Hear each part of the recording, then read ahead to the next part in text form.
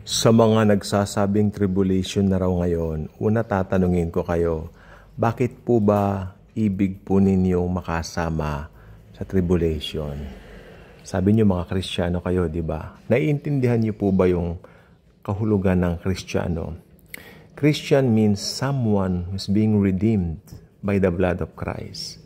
It means na-redeem ka, iningatan ka, tinubos ka, di ba?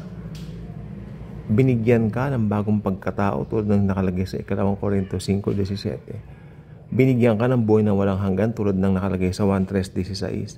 It means you are saved at ang pinaka maganda po dito, sabi ng 1:12, ikaw ay binigyan ng karapatang maging anak ng Diyos.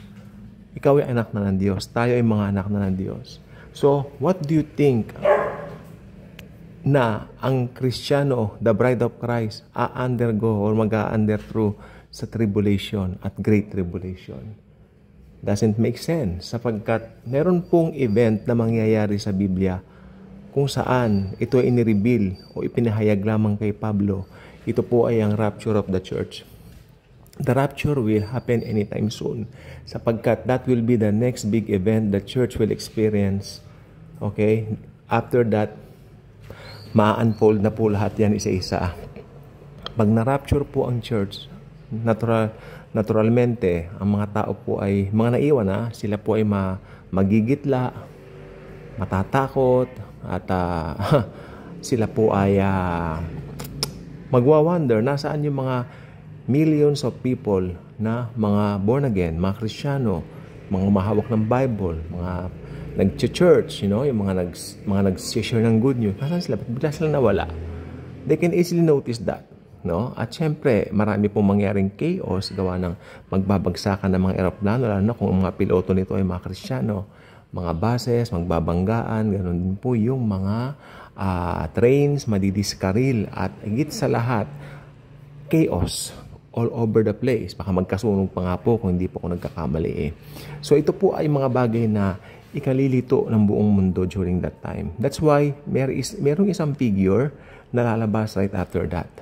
Ito po yung Antikristo. Hindi naman yan ang topic natin ngayon Kasi balik po tayo doon sa ganun po kahirap ang daranasin. Okay, gusto niyo po bang malaman kung gaano kahirap ang tribulation? May kaibahan ba yung tribulation sa Great Tribulation? Okay, ang tribulation buong 7 years. Okay, pero ito hinati po natin ito doon sa dalawa. Mas maganda po gamitin natin yung mas mababang term. Okay, sa buong 7 taon na singkad na ito, ang first 3.5 years, okay, mas madali po to. May nawa niyo, promise. Yung lalabas na isang figure, man of lawlessness, man of sin, yung Antikristo, mabait siya. Magpapakita siya ng kaamuhan, kabaitan. Hindi lalabas yung Antikristo na nagpapakilala siya na, ako ang Antikristo, ako ang ganito, no. Lalabas siya na may kaamuhan. Actually, nung paglabas nga po niya, perfect timing kasi solusyon siya sa problema ng mundo. Sa mga chaos na naranasan right after the rapture. Diba? Kaya ang mga tao talagang titingin po sa kanya. Lalo na po ang bansang Israel. They will ask that person to build their third temple. Yan po ang mangyayari.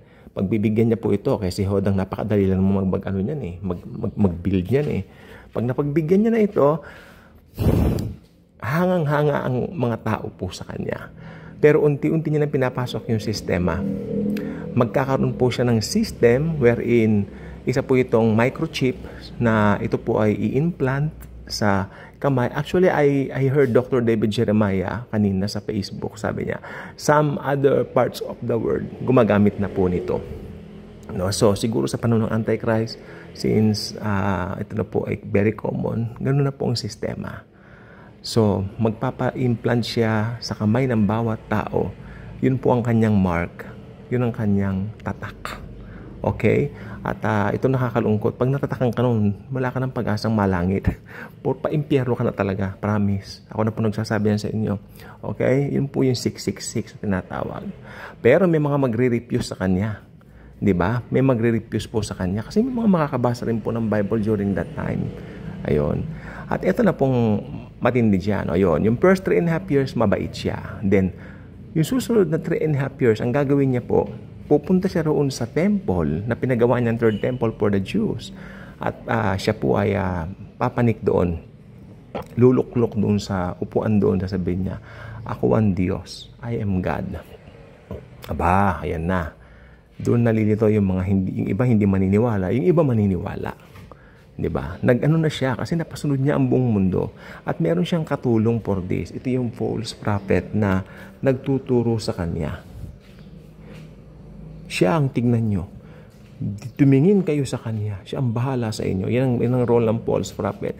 Ang false prophet po ay tinawag na beast from the land, from the earth. Ito po ay may kapangyarihan din pong magpaulan ng apoy, gumawa ng mga mirakulo, mga milagro. Yes, kaya believe din po ang tao sa kanya. Which I believe isang Hudyo po siya. So ito po ang sistema diyan. Pag nadala niya na lahat sa Antikristo, nakatingin sa pananaw, marami pong sasamba sa Antikristo, pero maraming aayaw na sumamba. Kaya ito yung ipapatugis ng Antikristo. Pasok na po ro ng Great Tribulation. Pag sinabi niyang, I am God, that is the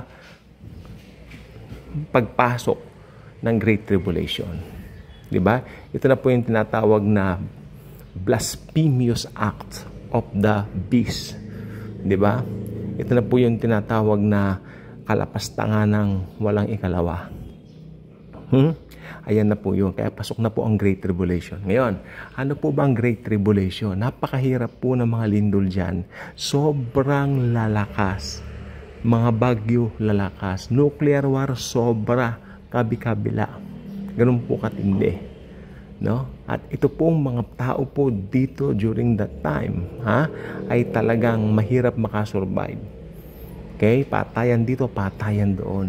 Pero nasaan na yung mga Hudyo na mga, or should I say, mga Hudyo at yung ilang taong naniwala sa Panginoon? Sila po ay binigyan ng Panginoon ng mga Hudyo na makakakilala sa Panginoon during that time.